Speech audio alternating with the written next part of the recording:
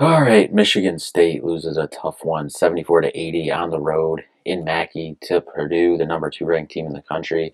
A game in which Michigan State looked like they had a great shot to win for about 75% of the game, but they just had a too long of a lull in the first half and then another lull in the second half offensively where they just couldn't get anything going. And, you couple that with Purdue shooting 30 free throws, 13 more than you shot, and also being called for 8 less fouls in Purdue. Um, Zach Edey getting to the line more himself than Michigan State got there at all. Michigan State gets there 17 times, Edey gets there 20. I just don't know. I know we've obviously seen Purdue be beat, 3 times this year for the season and in conference play, but I just don't know unless you shoot, 70% from three. I don't know how you beat this team with how the Big Ten officials officiate it. I just don't know. If you the first call of the game was Matty Sissoko just, trying to wall him up, you know, just put his chest right to his back and they called a foul on Matty. And from there I even tweeted out, if that's how the game's gonna be called, just end it right now. Why put the miles, you know, on the body? Why go through the motions of this game if that's how the game's gonna be called? You knew how it was gonna go. And, you saw that in the free throw disparity and we've seen it over the last couple of years with Purdue, and that's why the Big Ten gets such a bad rap because Purdue's looked at over the last handful of years as this world beater, this great team, this top 5 team. Now they've won back-to-back conference titles. They've won what, back-to-back or 3 straight Big Ten tournament titles, whatever it is. But it's because the Big Ten officiates them as a team and specifically Zach Edey so differently. And then when they get to the NCAA tournament, we've seen why they've had so many, early postseason losses. It's not because they're a bad team. It's because they're officiated so differently from December through the beginning of March in Big Ten play, that when they get to the middle of March to the end of March, whatever, ideally when they'd be playing in the NCAAs, it's just night and day what they call fouls, what they don't call fouls. They don't call the ticky tack fouls like they call in the Big Ten all game. And, that's just, what it is. That's not blaming the refs. The refs aren't the reason that Michigan State lost this game. They lost this game because your senior point guard, once again, did not have a great first half. Once again, a stinker in the first half, showed up a little bit in the second half, but going 3 for 13 from the field, 8 points overall, only 4 assists. He did have 3 steals, 1 for 3 from the line as well, missed 2 late that, could have cut into Purdue's lead to make it a little more interesting. I thought Michigan State did, decent work when they were doubling off Edey. They were doing the same coverage as they did the second time they played Purdue last year, doubling him on the bounce. So as soon as he caught it, they weren't double teaming, they were staying home. But then as soon as he put it on the floor, someone came, cross or straight, wherever they were, depending on who it was. They stayed on some shooters, but mostly as soon as the bounce came, someone rotated over. And, they did a decent job on him overall.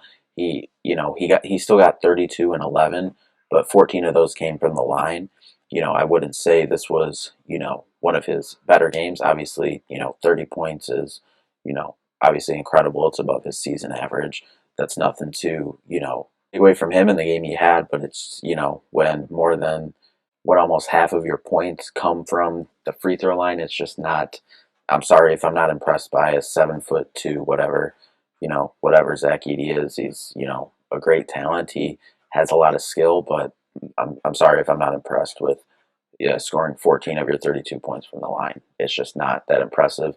To me, what did it for Purdue was Braden Smith, 23 points, 9 rebounds, 3 assists, 4 for 4 from 3, just incredible.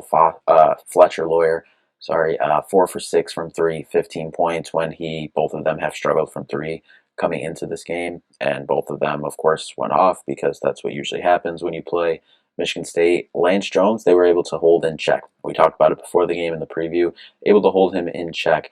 Off the bench, they only had Gillis with 7 points, but he did hit a dagger 3, the last, 2 minutes of the game, had that dagger 3. Jumping back kind of all over here, all over the place right here for Michigan State.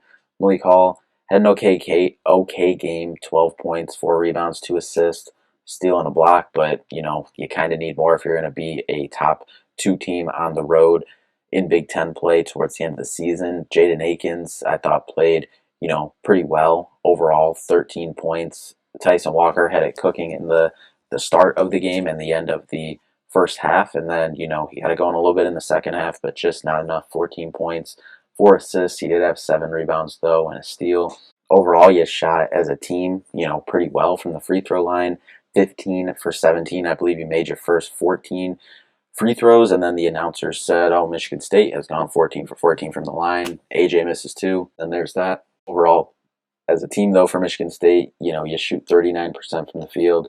Purdue shoots 51. 3-point, 9 for 21, 42% from 43% basically for Michigan State from 3. Purdue did shoot 50% from 3. That's obviously a big reason why they won as well. Going 10 for 20. They hit more threes, and they hit them at 50% clip. Xavier Booker, we saw quite a bit of Xavier Booker here tonight. I thought I was happy with the amount that we saw him overall. There was a couple more spots I'd like to see him in. They did do what we talked about that we hoped that the staff would do going into the game. They brought him in to try to bring Edey out, and we saw he came in and hit his first 2 threes on the little roll replace action that Michigan State runs. He pops to the top, hits a 3, does it the next time. Edey doesn't come up either time. He hits a 3, another 3. And he was 2 for 5 overall from 3.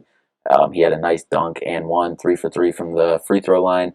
Only 2 rebounds still, but that's something he's growing into. He did have 4 fouls. But really, overall, as a team, you go into Purdue, 7 turnovers. You force 9, where they average about 12, 13 a game. You hang within 3, 33 to 36 of rebounds. You shoot 42, 43% from 3. What more can you really ask for? To win this game, you need a little bit less of the free throw disparity, as we said, and, force them to shoot less than 50% from 3. That's the game right there. But, there's no moral victories. This isn't a program that's built on moral victories.